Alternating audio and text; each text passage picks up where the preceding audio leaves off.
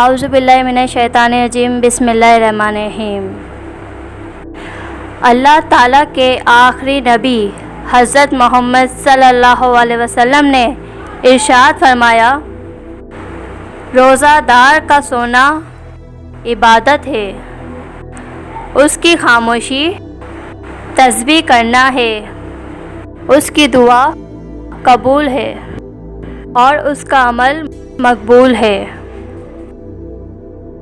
حضرت امام علی نے ارشاد فرمایا کہ مجھے عبادت میں 2 چیزیں بہت پسند ہیں۔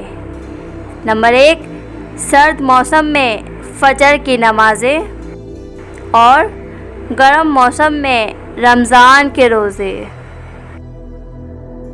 اگر آپ کو ہماری یہ ویڈیو اچھی لگی ہے تو لائک کیجیے اور سبسکرائب کیجیے ہمارے چینل کو۔